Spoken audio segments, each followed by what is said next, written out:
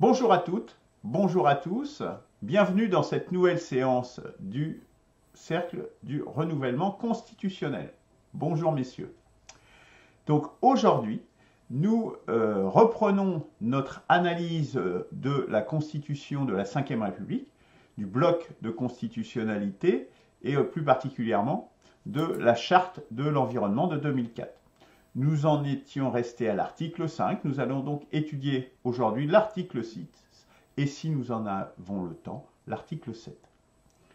C'est Christian qui nous fait part de son analyse. Je te cède la parole, Christian, pour nous faire part de tes travaux. Merci Luc. Alors, nous allons aborder l'article 6 et c'est donc la deuxième partie, on peut dire, de cette charte de l'environnement qui contient 10 articles. Cette deuxième partie, des articles qui vont de 6 à 10, me paraît la moins intéressante à commenter et à critiquer, parce que les préconisations qui sont énoncées dans ces articles 6, 7, 8, 9 et 10 sont tellement générales, on va le voir, qu'il nous est difficile de leur appliquer une sanction ou un satisfecit réellement effectif. Dans les articles précédents, les articles de 1 à 5, on voyait très bien l'application de ces articles dans les codes juridiques, dans la loi ordinaire, alors que, on va le voir, ça va être un peu une fil rouge de mon analyse jusqu'à la fin de la charte de l'environnement. On a cette fois beaucoup plus de difficultés à voir comment est-ce que ces préconisations sont traduites en fait dans la loi ordinaire. Alors l'article 6, que dit-il? Il se décompose en deux phrases. Une première phrase qui dit « Les politiques publiques doivent promouvoir un développement durable ». Et la deuxième phrase, c'est « À cet effet, elle concilie la protection et la mise en valeur de l'environnement avec le développement économique et le progrès social ». Donc, l'article 6 introduit de façon définitive, elle pose le développement durable en tant que guide suprême, presque je dirais, des politiques publiques, rien moins que ça. Les politiques publiques, c'est toutes les politiques publiques, que ce soit dans le domaine dans tous les domaines des missions ministérielles finalement, hein, l'éducation, la défense, l'économie, les finances, pourquoi pas, toutes ces missions ministérielles doivent promouvoir un développement durable. Bon, c'est vraiment quelque chose d'extrêmement fondamental. Le problème, c'est que le développement durable n'est pas défini. Voilà. Donc, on disait, on a eu l'occasion de dire à plusieurs reprises que tout le droit public était fondé sur l'intérêt général, mais que cet intérêt général n'était pas défini. Hein, donc on a un droit public qui est fondé sur une notion qui n'est pas définie, et puis on apprend qu'à cet intérêt général s'ajoute maintenant le développement durable, qui est également un concept non défini. Quelle est la relation ou la synonymie entre l'intérêt public et l'intérêt général et le développement durable? Bon, on ne le sait pas non plus, à moins d'imaginer que l'intérêt général, c'est le développement durable et que finalement c'est pareil, puisque l'avenir de l'humanité, allons-y, pourquoi pas, l'avenir de l'humanité en général, c'est l'intérêt général et c'est donc le développement durable. L'intérêt développement durable, c'est l'avenir et l'intérêt général de l'humanité. Donc, la question, c'est de savoir si on peut écrire dans une constitution que toutes les politiques publiques doivent promouvoir un concept qui n'est pas défini. Alors je pense que non, c'est la raison pour laquelle je propose un point de pénalité de ce point de vue, point de pénalité qui, je dirais, qui est une question non pas de fond, mais une question de forme. C'est-à-dire que la définition du développement durable est nécessaire dans la charte de l'environnement pour pouvoir dire que toutes les politiques publiques l'appliqueront. Alors, effectivement, on assiste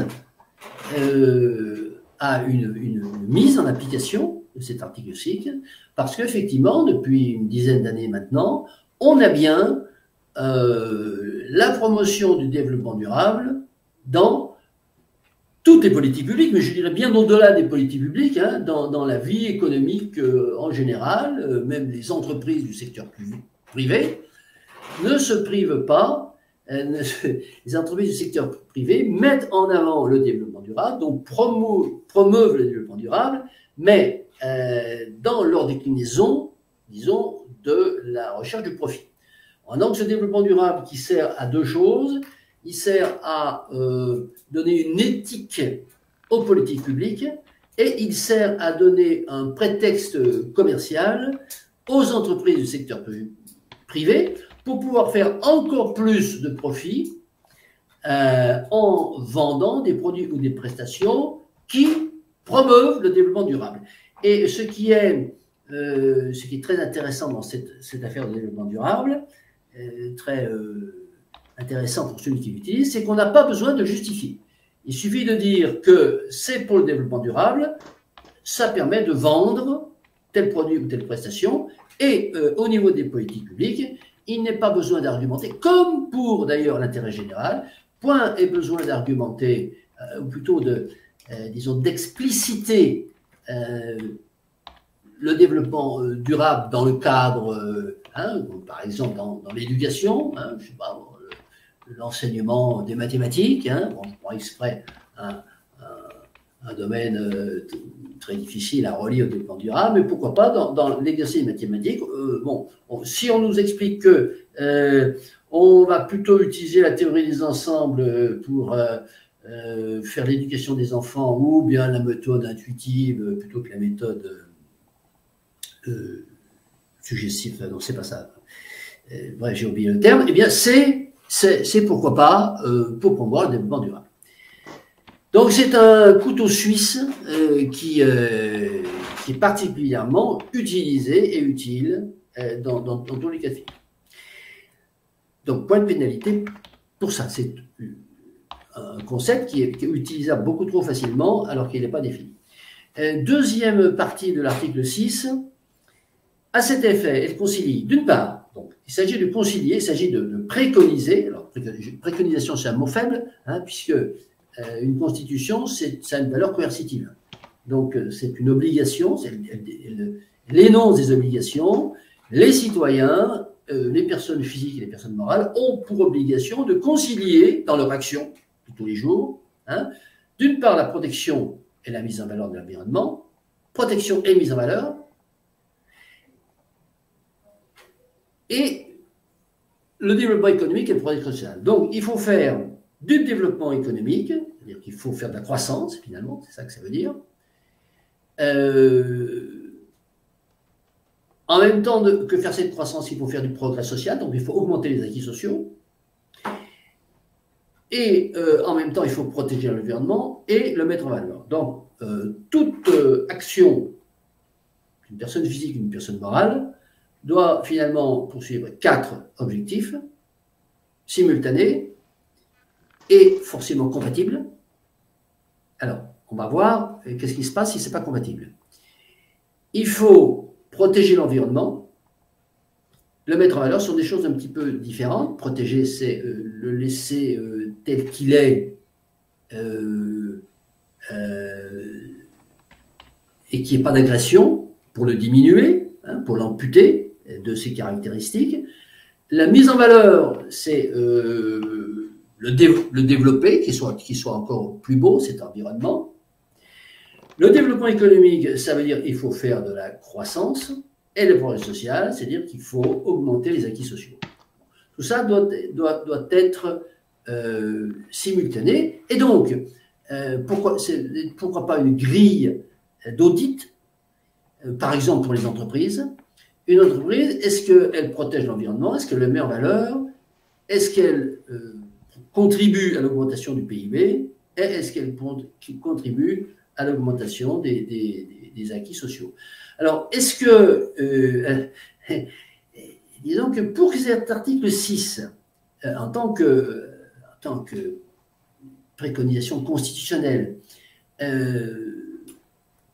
s'applique de façon coercitive dans la loi, c'est quand même le but d'une préconisation constitutionnelle, il faudrait qu'il y ait une mission publique ministérielle d'audit des entreprises afin de vérifier que ces 4 points ces 4 objectifs sont suivis.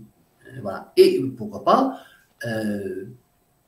mettre en œuvre des sanctions si il s'avérait que l'une des 4 composantes n'est pas... bon. Alors, est-ce que ça existe? Est-ce qu'il y a réellement, un petit peu comme pour les contrôles thermiques pour les appartements, hein, lorsque on est dans le secteur de l'immobilier, lorsqu'on a une activité dans le secteur de l'immobilier, eh bien, on est tenu de se soumettre à des préconisations extrêmement précises, des règles extrêmement précises concernant la vérification thermique des biens immobiliers qu'on met en vente ou qu'on achète. Et par contre, au niveau des entreprises, à ma connaissance, il n'y a pas d'institution, d'établissement public qui procède à la vérification de cet article 6. Donc, je mettrai un point de pénalité parce que c'est ce qu'on appelle les lois molles. Les lois molles qui énoncent quelque chose, mais il n'y a pas de sanction. Bon. Donc, à défaut de trouver, mais bon, je n'ai pas une connaissance exhaustive des 140 000 lois contenues dans les 74 codes juridiques français, à moins de trouver donc la mise en place d'une structure de vérification de cet article 6, eh bien, il y aurait un point de pénalité qu'on lèverait si effectivement on trouvait qu'il existe non seulement une institution qui a été créée, mais qui fonctionne. Voilà pour l'article 6, je vous remercie. Merci beaucoup, Christian. Jean-Charles, est-ce que tu souhaites réagir à cette présentation de Christian? Bon, elle est très satisfaisante. Enfin, Christian a bien décliné tout ce qu'il y avait sans doute à en dire. Au niveau du vocabulaire, la dernière phrase, pour l'exprimer avec d'autres mots qu'a utilisé Christian, on peut parler donc d'un cahier des charges. Voilà, pour expliciter ce que voulait dire plus précisément Christian sur ces 4 obligations, enfin objectifs plutôt. Elle concilie la protection et la mise en valeur de l'environnement, le développement économique et le progrès social. Donc là, on a après avoir dans les précédents articles vu décliné de façon très scolaire, on l'a vu, des droits, le fait que il faut réparer les dommages qu'on fait à l'environnement, enfin toutes ces choses-là. On arrive en fait dans cet article, si ce n'était pas déjà un peu fait dans les prémices, à découvrir l'objectif véritable et la préoccupation véritable de cette charte, dévoile vraiment son objectif, c'est de concilier en fait l'environnement avec l'économique. Voilà, on en est à dévoiler l'objectif libéral, les objectifs de rentabilité qui doivent s'appliquer sous couvert d'une sorte de recette qui amalgame soi-disant que des bonnes choses, mais on voit bien derrière que sont des objectifs, des intérêts, des intérêts de rentabilité, d'optimisation, etc. Donc voilà ce que je pouvais en dire. Les politiques publiques doivent promouvoir un développement durable. On se demande là comme ça, en lisant, je me pose la question de savoir qui est premier dans cette proposition. Est-ce que ce sont les politiques publiques qui sont premières ou le développement durable? Bon, on comprend que c'est les politiques publiques qui vont s'attacher à promouvoir quelque chose, on pourrait le comprendre, qui préexiste. Mais non, puisque le développement durable, c'est quelque chose qui concerne l'humanité, les activités de l'humanité. Donc c'est une imbrication, en fait c'est une recherche à imbriquer les activités de l'homme et à les justifier, comme l'a dit Christian, à essayer de les justifier que du point de vue public, que du point de vue privé. Voilà, bon, je m'arrête là sur le commentaire. Merci beaucoup Jean-Charles. Alors je vais également réagir sur cet article 6. Bon, bah, rien à dire effectivement sur ces notions d'intérêt général qui ne sont pas définies, on l'a déjà vu précédemment, mais de développement durable tout autant. Et donc quelle est la relation de l'un avec l'autre? Est-ce que l'un est inclus dans l'autre? Est-ce que l'intérêt général inclut le développement durable? On pourrait le supposer. Sauf que l'environnement, autant l'intérêt général, on le conçoit facilement à l'échelle d'une nation. Le développement durable, il y a des dimensions qui échappent fatalement au périmètre d'une nation. Donc bon, c'est assez curieux. Hein. Je pense notamment au réchauffement, à la pollution des mers, etc., l'usage des mers et la destruction des faunes et des flores terrestres et marines et aériennes également. Bon, donc ça, rien de plus que ce que dit Christian, hein, en gros. Après, sur les 4 objectifs, donc la protection de l'environnement, sa mise en valeur, donc là on voit qu'il y a peut-être un hiatus quand même, et puis après on attaque sur le développement économique et le progrès social. Bon là on mélange vraiment 4 axes, donc, au moins qui sont sinon contradictoires, qui sont un petit peu des choses séparées. Bon, c'est pas forcément un problème, mais bon, on voit bien que cette notion de loi molle, du coup, est tout à fait justifiée, puisque on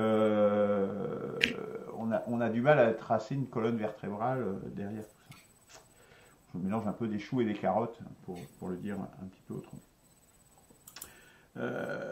Comme le dit Jean-Charles, oui, bah, c'est concilier des intérêts, c'est-à-dire qu'en fait, cet article 6 permet de justifier, en fait, de légitimer, c'est une tentative tout du moins, de tout un tas de politiques publiques coercitives. Et notamment, on va vous dire, bah, c'est pour l'environnement, c'est pour l'écologie, hein, et on va vous restreindre vos libertés ou vous obliger à faire un certain nombre de choses, ou impacter l'égalité et la fraternité, hein, également d'ailleurs, puisque tout le monde n'est pas égal devant cela. Et donc vous imposez tout un tas de choses en justifiant ça, à partir en disant c'est pour l'écologie, c'est pour ci, c'est pour ça. Et vous n'avez plus rien à dire, puisque c'est un principe constitutionnel. C'est un peu comme quand on vous dit c'est pour la sécurité. Pour votre sécurité, on va vous mettre des caméras partout, on va vous surveiller, on va vous tracer avec votre téléphone, on va surveiller ce que vous dites sur Internet, etc. On est dans le même ordre d'idée, en définitive, d'un encadrement toujours plus grand, en définitive, des libertés publiques des citoyens. Et ça, je pense que c'est particulièrement grave, en définitive, sur ces choses-là. C'est plutôt une politique, je dirais, éclairée et consentie et partagée par les citoyens, justement. Pour revenir sur cette notion de loi molle, bon, je pense quand on étudiera le détail de la Constitution, des articles en tant que tels, et quand nous attaquerons le Parlement, donc l'Assemblée nationale en particulier et le Sénat, nous verrons que c'est indiqué dans les articles que en fait l'Assemblée nationale doit donc est préconisatrice puisqu'elle émet des lois, elle a le pouvoir législatif, mais elle doit également contrôler l'action du gouvernement. Donc c'est elle qui en définitive est prescriptrice dans une certaine mesure, puisqu'on a vu que l'exécutif avait malgré tout une grande latitude dans notre République, mais en même temps, elle contrôle. Donc, quelque part, elle est prescriptive et contrôleuse. Donc, c'est un petit peu curieux, je dirais, puisqu'on est quasiment dans de l'autocontrôle. Et le gouvernement procède évidemment de l'Assemblée nationale, puisque un gouvernement qui n'aurait pas une majorité même relative à l'Assemblée nationale, nous le voyons bien aujourd'hui avec l'usage du 49.3 à répétition, ne pourrait pas se maintenir. Donc, l'exécutif procède malgré tout de l'Assemblée nationale. Et donc, du coup, on a quelque part, celui qui prescrit et celui qui contrôle, c'est le même. Donc, c'est un petit peu ennuyeux.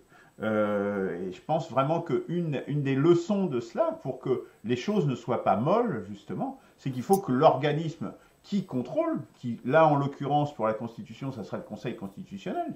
Le Conseil constitutionnel, il contrôle juste la conformité du texte de loi par rapport à la Constitution, mais il ne va pas jusqu'à voir l'application concrète, toutes les déclinaisons de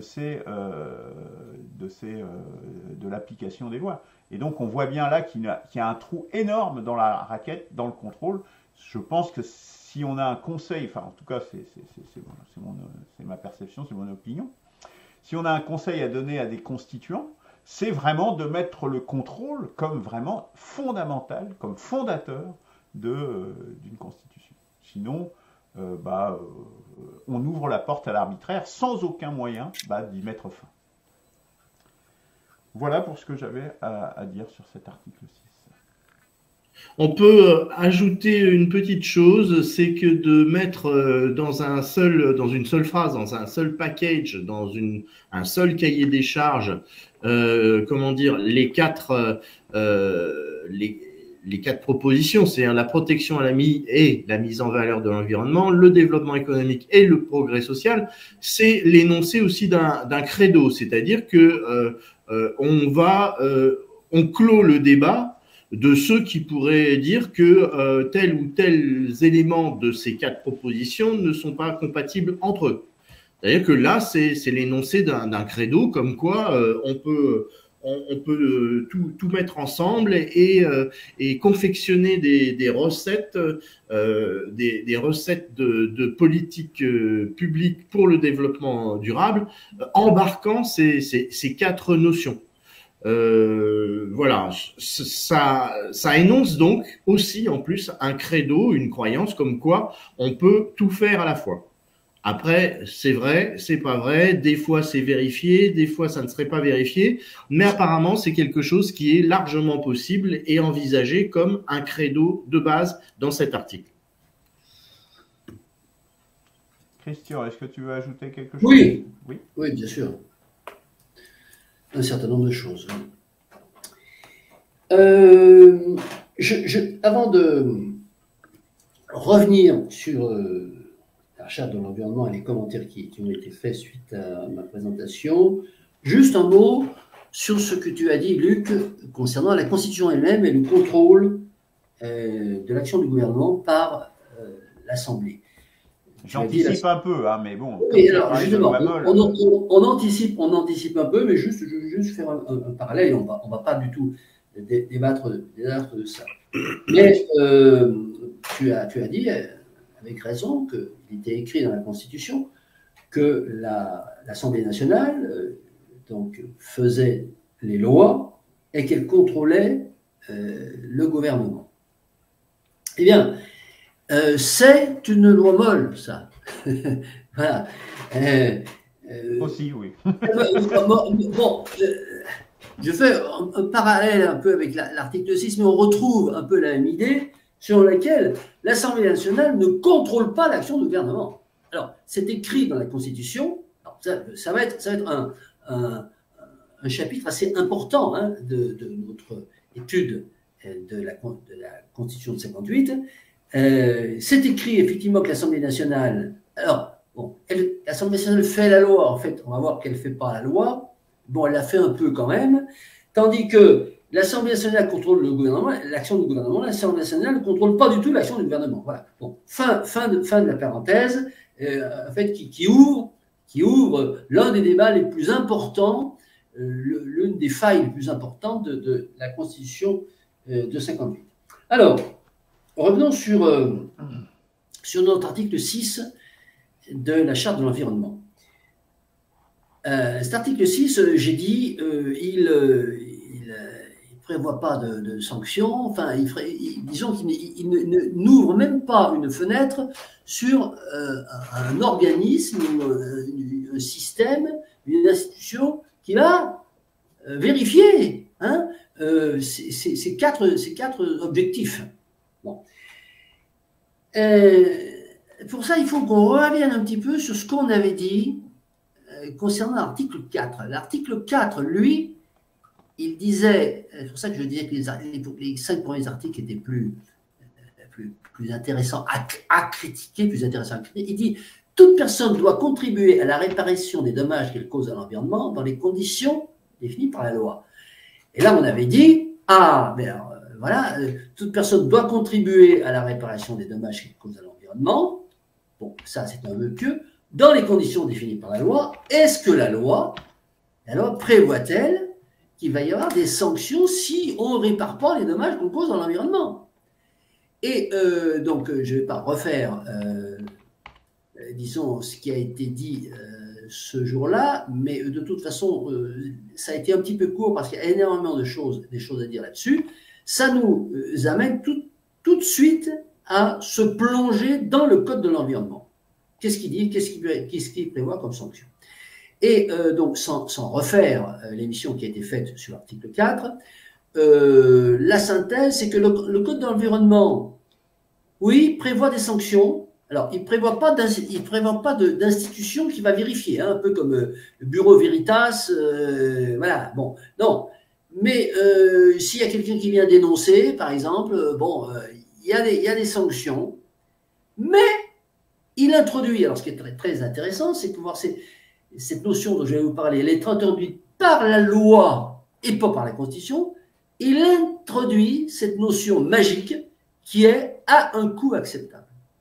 À, accent circonflexe, un coût, accent grave plutôt, à un coût acceptable. C'est-à-dire que tout ce qu'on vient de dire, c'est-à-dire qu'on doit protéger l'environnement, on doit le mettre en valeur, à un coût acceptable. C'est-à-dire que on se rend compte que la loi ordinaire va privilégier la deuxième partie qui est développement économique et progrès social, surtout développement économique. Le Code de l'environnement, il dit, ce qui est important, c'est de faire du développement économique. Bon, je synthétise et j'attends d'être contredit.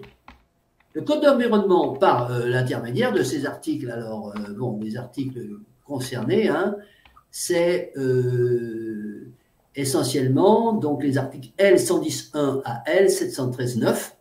Voilà, c'est là-dedans qu'on trouve tout ça. Il dit, si on en tire la substantifique nouvelle, il dit ce qui est important, les enfants, c'est le développement économique, c'est l'augmentation du PIB.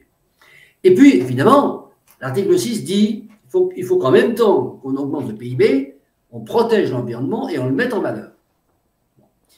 On parle d'environnement, on va laisser le progrès social de côté pour l'instant. Bon, et là, attention, si vous ne mettez pas en valeur et si vous ne protégez pas, c'est en gros, si vous détruisez l'environnement, vous portez atteinte à l'environnement, il y a des sanctions. Mais il faut que ce que vous avez fait pour mettre en valeur l'environnement ou ce que vous avez fait pour le protéger, qui est considéré comme pas suffisant, c'est un coût acceptable. C'est-à-dire que si ça vous coûte trop cher de protéger l'environnement lorsque vous faites du développement économique, lorsque vous augmentez le PIB, ça vous coûte trop cher d'appliquer l'article 6, mais finalement, on ne vous sanctionne pas. Et voilà. Et tout, la messe est dite à partir de là. Voilà. Ensuite, alors, revenons sur la première phrase, les politiques publiques doivent promouvoir le développement durable. Moi, je répète de façon compulsive, que le développement durable n'est pas défini. Qu'est-ce que c'est que le développement durable? Bon. On est à jeun disons, de cahier des charges du développement durable, cahier des charges qui soit non pas une énumération à la Prévert, mais qui est un principe fort en tête de cette énumération, s'il en fallait une, et que tout le monde comprenne bien qu'est-ce que c'est que le développement durable. Bon, je vais laisser le point d'interrogation parce que c'est peut-être un point de pénalité global qu'on veut mettre sur cette charte de l'environnement. C'est plutôt, je dirais, un appel qui serait lancé. Définition, faisons un débat public vraiment, pour nous dire qu'est-ce que c'est que le développement durable. Voilà. Bon. Et ensuite, dernier point, l'incompatibilité des cadres. Oui, bien entendu, c'est incompatible. Soyons réalistes. Et d'ailleurs, ce que je viens de dire à propos du Code de l'environnement, qui, disons, rectifie immédiatement l'article 6 en disant attendez, si vous ne protégez pas l'environnement, c'est pas grave parce que, en fait, vous avez la possibilité de dire si je le protège, ça me coûte trop cher. Bon. Donc, c'est un aveu d'incompatibilité. Alors, énoncer dans une constitution que disons, les citoyens et les institutions publiques ont pour objectif de mener de front 4 objectifs qui sont inconciliables entre eux, et on n'a pas parlé de l'incompatibilité du développement économique et du progrès social. Là, je dirais que l'analyse historique, tout simplement, factuelle, objective historique, montrait que le développement économique, eh bien, surtout depuis, disons, ces dernières dizaines d'années, depuis 20 ans, le développement économique ne ruisselle pas sur les acquis sociaux, voilà, bien au contraire. Donc, cette incompatibilité qui, pour la deuxième phase, peut démontrer historiquement, c'est-à-dire développement économique, progrès social, et pour la première phase, protection et mise en valeur de l'environnement, pas forcément constatée d'un point de vue historique, mais tout simplement entériné par la loi ordinaire, et c'est, à ma connaissance, une première constitutionnelle, peut-être le plus grave pénalité qu'on puisse mettre, c'est-à-dire que la Constitution énonce une incompatibilité qui est ensuite entérinée par la loi. Voilà. Nous sommes dans l'extraordinaire juridique. Voilà. Merci beaucoup, Christian. Merci à vous deux, messieurs. Je propose que nous en restions là pour cet article 5. Et nous ferons une deuxième émission pour l'article 6. Non, pardon. L'article 6, nous en restons là pour l'article 6. Nous ferons une autre émission pour l'article 7. Excusez-moi. À bientôt.